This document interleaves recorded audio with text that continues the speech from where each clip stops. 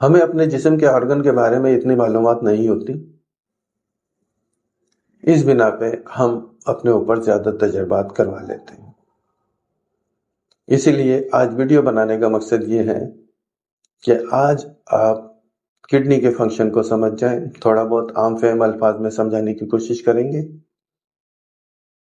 تاکہ اس کا خیال آپ رکھ سکیں اور قدرت کے اس انعام کا آپ شکر بھی ادا کر سکیں۔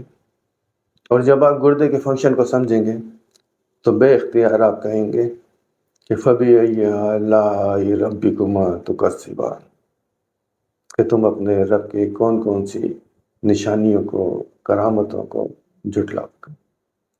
تو آتے ہیں ہم گردے کے فنکشن کے بعد طرف۔ یہ خون کی نالی دیکھیے جو نظر آ رہی ہے آپ کو، یہ کڈنی کے اندر گئی آپ کے فلٹریشن پلانٹ میں۔ جی ہاں، گردہ فلٹریشن پلانٹ ہی نہیں ہے، اور بھی فنکشن ہے جسے ہم آپ کو ابھی اس کے ساتھ ہی بتا دیں گے۔ تو یہ خون کی نالی کڈنی میں گئی جسے رینل آرٹری کہتے ہیں، اور یہاں جانے کے بعد یہ ایک باریک نالی میں تقسیم ہو گئی، اور اس نے ایک نیٹ ورک بنا لیا، جالی دار بن گئی۔ اس میں سے خون جب گزرے گا تو فلٹر ہو کے ایک کیف نما آپ کو نظر آ رہا ہوگا، اس میں فلٹر ہو کے آ جائے گا۔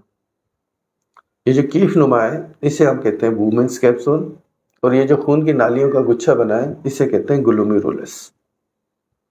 اس سے میرے جونیئر ڈاکٹر اور ڈاکٹر کلیگ کو سمجھنے میں آسانی ہو جائے گی، اور جو میرے کلیگ ہیں وہ تو بہتر طور پہ جانتے ہیں گلومیرولس، بومنس کیپسول، اور ان دونوں کو ملائے تو رینل کیپسول۔ اب یہ بومنس کیپسول جہاں پہ کیف نما ہے، جہاں پہ فلٹر ہو کے خون آ گیا، یہ پھر ایک نالی بنتی ہے اس کی، اور اس نالی کے گرد یہ خون کی نالی چلتی رہتی ہے۔ تو جیسے ہی اس کیپسول میں خون کی نالی گردش کرتی ہے تو ایک منٹ میں تقریباً 100 سے لے کے 125 تک، 100 سے لے کے 125 ملی لیٹر خون فلٹر ہو کے اس کیپسول میں آ جاتا ہے ایک منٹ میں، 125 ملی لیٹر اندازاً، جو ایک گھنٹے میں تقریباً 6 سے 7 لیٹر بنتا ہے، لیٹر۔ اور اگر ہم 24 گھنٹے کا کیلکولیٹ کریں تو یہ تقریباً 180 لیٹر، 180 لیٹر، 1 لیٹر والی بوتلیں ایک کمرے میں 180 رکھ دیں تو 24 گھنٹے میں اتنا خون فلٹر یہاں سے ہو کے آ جاتا ہے اس کیپسول میں۔ لیکن یہ خون کی نالی یہاں سے نکل کے واپس یہ جو کیپسول کی جو ٹیوب ہے اس کے گرد چلتی رہتی ہے۔ یہاں پر نکلتے ہی ایک گچھا بنتا ہے دونوں کے درمیان، جسے کہتے ہیں پروکسیمل کانولیٹڈ ٹیوبیول۔ یہاں پہ تبادلہ ہوتا ہے، پانی واپس خون کی نالیوں میں چلا جاتا ہے ٹیوبیول سے، نمکیات واپس چلے جاتے ہیں، گلوکوز واپس چلے جاتے ہیں۔ پھر اس کے بعد یہ نالی نیچے کی طرف آتی ہے جسے کہتے ہیں ڈسینڈنگ لوپ آف ہینلے۔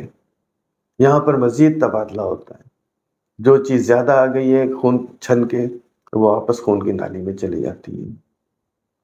پھر ایک یو شیپ کی نالی بنتی ہے جسے لوپ آف ہینلے کہتے ہیں، اور جب یہ واپس اوپر چڑھتی ہے تو اسے کہتے ہیں اسینڈنگ لوپ آف ہینلے۔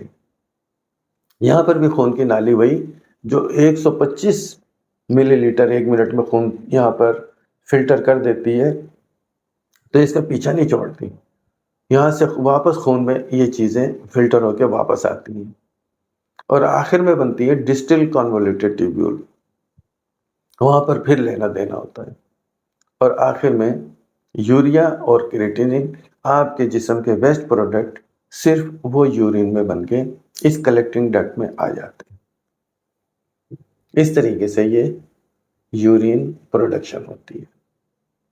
یہ میں نے آپ کو ایک نالی کا سسٹم بتایا ہے، اسے کہتے ہیں نیفرون۔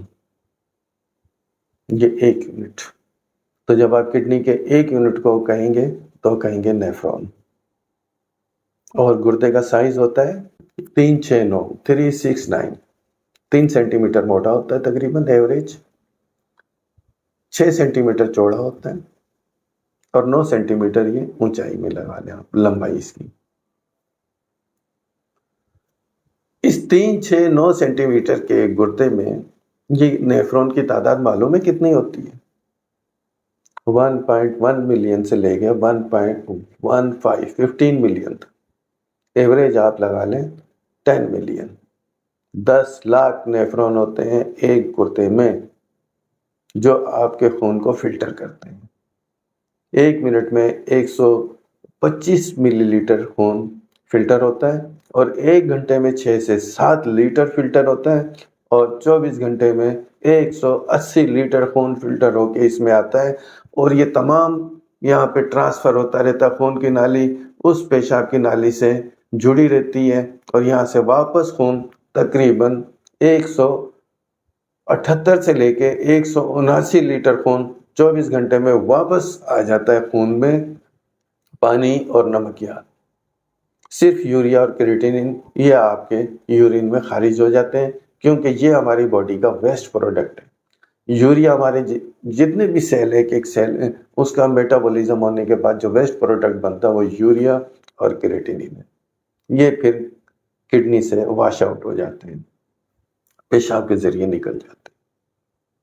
اتنا باریک سسٹم، اتنا مائکروسکوپک سسٹم اور اتنا سائنٹیفک سسٹم جسے دریافت کیا، اور اس کا ہسٹولوجی، مائکروسکوپک اسٹرکچر، اس کا پورا فنکشن سائنسدانوں نے سمجھا، اور اس کے مطابق پھر میڈیسن بھی بنائی، اور ہم آرام سے کہہ دیتے ہیں کہ نیم کی نبونیاں کھا لیں، آپ کی گردہ ٹھیک ہو جائے گا، شوگر ٹھیک ہو جائے گی۔ جب 2 سے زیادہ شوگر کی مقدار ان خون کی نالیوں میں جاتی ہے باریک باریک، تو ان خون کی نالیوں کو ڈیمیج کر دیتی ہے، اور یوریا کریٹینن جسے یورین میں نکلنا ہوتا ہے وہ آپ کے باڈی میں جمع ہونا شروع ہو جاتا ہے، جس کی بنا پہ آپ بیمار ہونا شروع ہو جاتے ہیں۔ فلٹریشن کا پورا سسٹم خراب ہو جاتا ہے۔ پھر آپ چلے جاتے ہیں ڈائلیسس پر۔ شروع میں ڈائلیسس کے لیے یہاں پر نالی لگائی جاتی ہے، پھر اس کے بعد ایک فسٹولا یہاں بن جاتا ہے۔ پرائیویٹلی اگر وہ فسٹولا بنوایا جائے تو 50,000 سے 1 لاکھ روپیہ خرچ آ جاتا ہے، لیکن SIUT اور دیگر جو ادارے کڈنی اور ڈائلیسس پہ کام کر رہے ہیں وہ فری آف کاسٹ یہ کر دیتے ہیں، لیکن ہفتے میں 2 مرتبہ آپ کو ڈائلیسس کرانا پڑتا ہے کڈنی فیل ہونے کے بعد، اور ایک ڈائلیسس پہ تقریباً 3,500 سے 5,000 کا خرچہ آتا ہے۔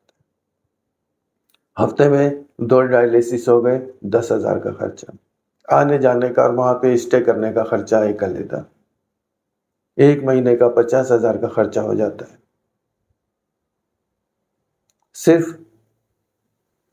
تھوڑی سی لاپرواہی، مختلف تجربات کی بنا پہ جو کڈنی فیل ہو گئے، اس کے تو ذمہ دار ہم خود۔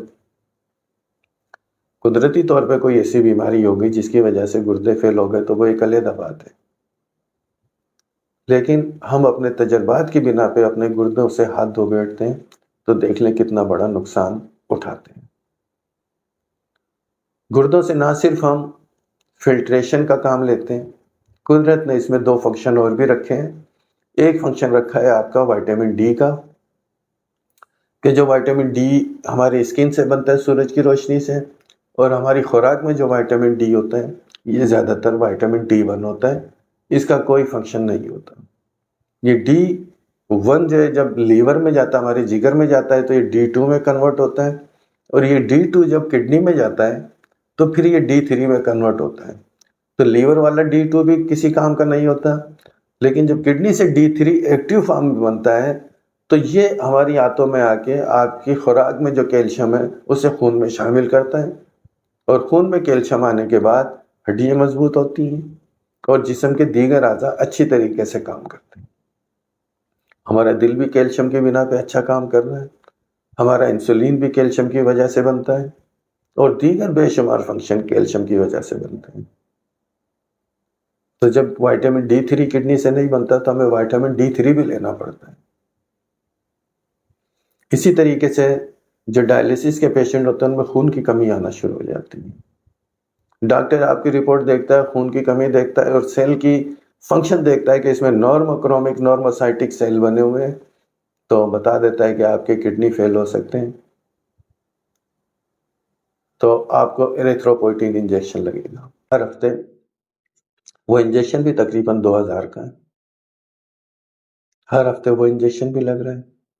اور یہ انجیکشن بنانے والے بھی، ان کو بھی سلام ہے، کیونکہ جب میں ڈاکٹر بن رہا تھا اس وقت یہ ایریتھروپوئٹن مارکیٹ میں نہیں آیا تھا، یہ نہیں بنا تھا، تو اس وقت تک جو خون کی کمی ہوتی تھی شوگر کے مریضوں کو، انہیں بلڈ ٹرانسفیوز کیا جاتا تھا، ہر 2 مہینے پہ 4 مہینے پہ انہیں ایک خون کی بوتل لگتی تھی۔ یہ خون کی بوتل لگنا، اس کے ساتھ دوسرے جس مریض کا لگ رہا ہے اس کی بیماریاں بھی اکثر آ جاتی تھی۔ اس کے علاوہ پھر آئرن اوور لوڈ ہو جاتا تھا ان کے جسم میں، کیونکہ خون چڑھا ہے تو اس میں آئرن بھی آ گیا۔ آئرن آپ کی باڈی سے نکلتا نہیں ہے، تا وقت ہے کہ خون آپ کے جسم سے نہ نکلے۔ پھر اس کے لیے ایک چیلیٹنگ ایجنٹ جو ہے وہ اویلیبل ہوتا تھا، بڑا مشکل ہی کہیں دیا جاتا تھا، اس سے پھر وہ آئرن کم ہوتا تھا۔ تو خون بنانے کا عمل گردے سے، آپ کی ہڈیاں اور دیگر فنکشن وائٹامن ڈی کڈنی سے، اور پورا فلٹریشن کا کام کڈنی سے۔ 10 لاکھ نیفرون آپ کے خون کو فلٹر کر رہے ہیں، 24 گھنٹے میں 180 لیٹر خون آپ کا فلٹر ہوتا ہے، 1 سے 1.5 لیٹر یورین بنتا ہے، باقی سب آپ کے خون میں واپس آ جاتا ہے۔ قدرت کی اس نشانی کو دیکھیے، سمجھیے اور اپنی صحت کا خیال رکھیں۔ نیکسٹ ویڈیو تک آپ سے اجازت چاہیں گے۔ میں ڈاکٹر ارشد، فیملی فزیشین۔ اللہ حافظ۔